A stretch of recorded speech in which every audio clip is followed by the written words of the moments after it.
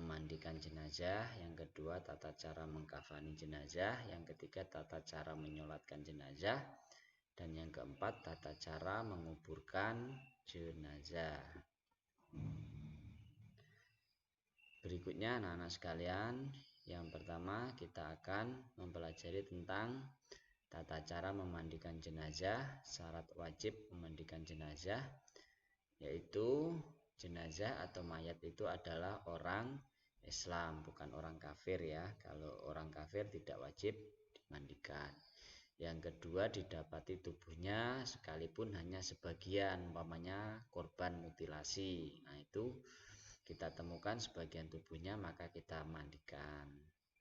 Yang selanjutnya, jenazah tersebut bukanlah orang yang mati syahid.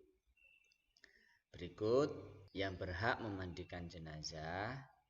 Jika jenazahnya laki-laki, yang memandikan juga laki-laki. Dan jika jenazahnya perempuan, yang memandikan juga perempuan.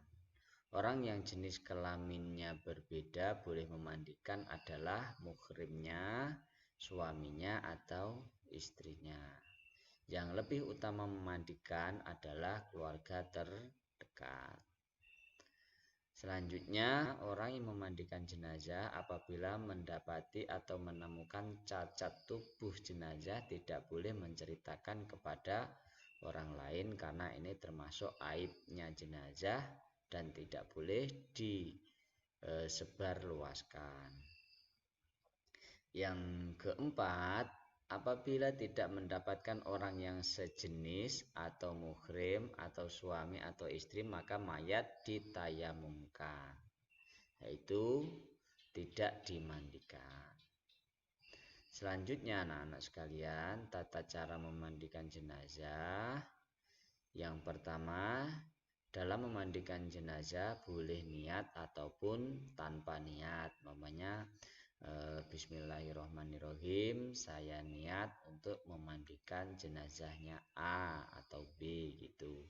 Yang kedua, sedikitnya meratakan air ke seluruh tubuh jenazah, sebaiknya 3 kali atau lebih bila dipandang perlu. Dan kalau di tempat kita ini banyak air, itu biasanya ya banyak menggunakan atau berkali-kali dalam penggunaan air untuk menyiram tubuh jenazah. Yang ketiga, dalam memandikan jenazah diusahakan dengan bilangan ganjil. Siraman pertama dengan menggunakan sabun dan daun bidara, kemudian siraman kedua menggunakan air bersih, dan yang ketiga disiram dengan menggunakan air yang dicampur dengan kapur barus yang dihaluskan. Yang keempat, letakkan jenazah pada tempat yang lebih tinggi dan tutup auratnya. Gunakan kain basahan untuk menutupi aurat. Dan catatan, ketika memandikan jenazah sebaiknya itu dibuatkan lingkaran atau kotak untuk menutup ruangan yang dipakai untuk memandikan jenazah supaya orang lain yang bukan muhrim itu tidak melihat prosesi pemandian jenazah. Dan berdoalah, bacalah basmalah sebelum memandikan.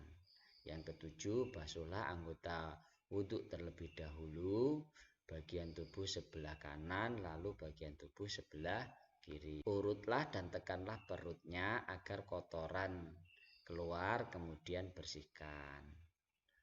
Yang selanjutnya, basuhlah seluruh tubuh jenazah tersebut dengan air suci dan menyucikan. Berikutnya, mengkafani jenazah. Kain kafan sekurang-kurangnya 1 lapis yang menutupi seluruh tubuh jenazah. Tetapi disunahkan untuk laki-laki 3 lapis dengan rincian 2 helai kain untuk baju dan sarung, 1 helai untuk membungkus seluruh tubuh.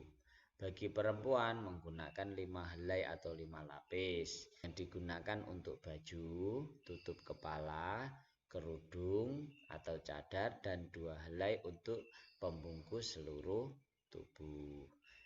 Yang kedua, apabila jenazah tersebut sedang melakukan haji atau umroh, maka tidak boleh diberi harum-haruman dan jangan pula diberi tutup kepala.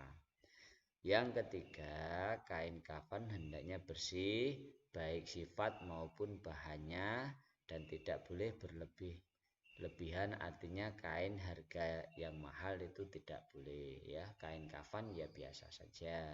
Selanjutnya anak-anak sekalian, setelah mayat itu dimandikan, mayat itu dikafani, selanjutnya mayat itu kita sholatkan. Syarat sah sholat jenazah adalah suci dari hadas dan najis, menutup aurat, bersih badan, pakaian, dan tempat, serta menghadap kiblat.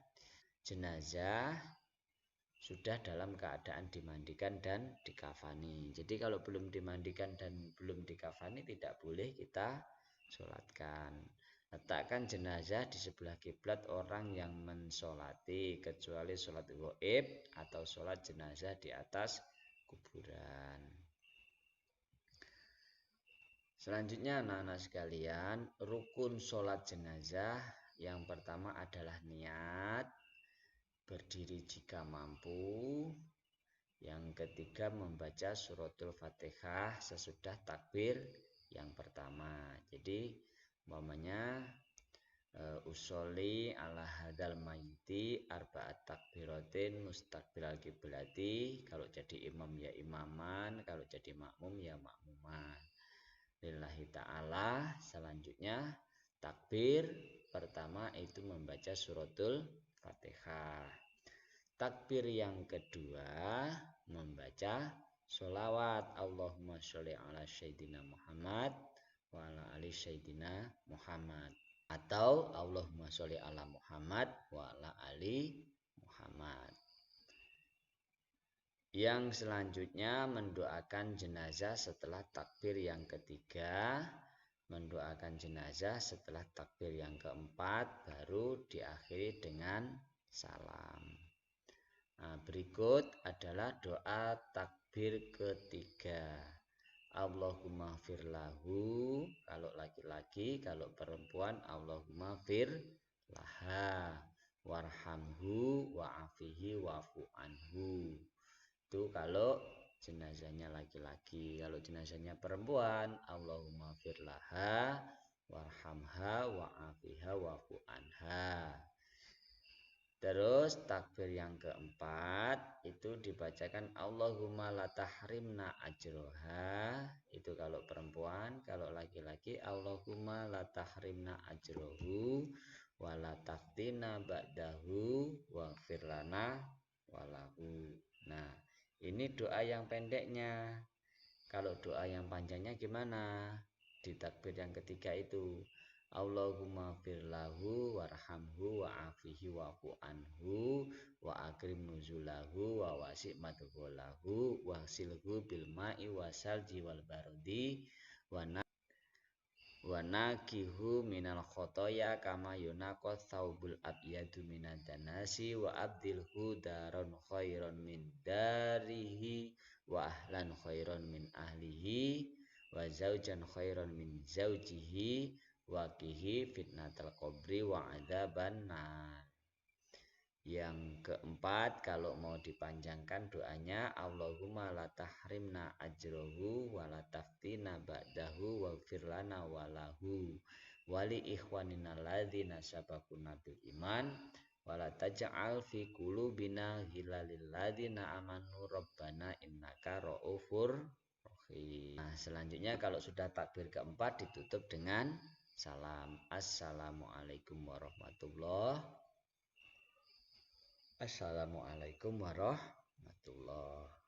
Setelah disolatkan, berikutnya adalah kita antarkan si mayat ini ke makam untuk dikuburkan. Nah, menguburkan jenazah itu merupakan kewajiban yang terakhir setelah dimandikan, dikafani, dan disolatkan. Dalam menguburkan jenazah hendaknya dibuatkan terlebih dahulu lubang kubur. Dalam membuat hendaknya diperhatikan kedalaman, yaitu setinggi dada orang dewasa atau tidak sampai tercium bau busuk dan tidak dapat dikorek oleh binatang buas. Kemudian dalam lubang kubur tersebut di arah sebelah kiblat dibuat liang lahat atau dibuatkan papan penutup. Selanjutnya, tata cara menguburkan jenazah. Masukkan jenazah dalam lubang kubur sambil membaca Bismillahirrahmanirrahim. Letakkan jenazah di lubang lahat dengan menghadap kiblat, muka dan kaki diusahakan menyentuh tanah. Yang ketiga, letakkan bantal tanah pada tubuh jenazah agar tetap menghadap kiblat, kemudian tutup dengan kayu atau papan. Baru ditimbun dengan tanah dan buatlah tanah tersebut lebih tinggi dari permukaan tanah. Di atasnya diberi batu atau penanda, ya. Kenapa dibuat tanahnya lebih tinggi? Supaya kalau ada penurunan tanah itu bisa merata, itu tidak terjadi lubangan. Kalaupun terjadi lubangan, tetap harus kita timbun kembali. Itu. Jadi anak-anak sekalian, itulah tadi prosesi penyelenggaraan jenazah. Namun perlu anak-anak ketahui juga bahwasanya kita ketika mendengar ada keluarga, ada tetangga, ada saudara yang meninggal, maka kita akan bertakziah. Apa itu takziah? Takziah berarti menghibur atau mengunjungi dan menghibur keluarga yang ditinggalkan sebelum jenazah dikuburkan atau dalam 3 hari sesudah dimakamkan. Tujuannya adalah memberi bantuan moral dan material, memberi hiburan dan nasihat agar sabar dan tabah menerima musibah. Selanjutnya ada hal-hal yang perlu dilakukan ketika takziah. Yang pertama, memberikan moral dan bantuan moral dan material kepada keluarga yang kena musibah untuk mengurangi beban kesedihan. Yang kedua, kita ikut sholat jenazah dan mendoakan agar mendapatkan ampunan dari Allah Subhanahu wa Ta'ala. Yang ketiga, kita turut mengantarkan jenazah ke tempat pemakaman. Yang keempat, kita tidak boleh berbicara keras, bercanda, tertawa, terbahak-bahak, atau sikap lain yang berlebihan demi menjaga perasaan daripada keluarga yang mendapat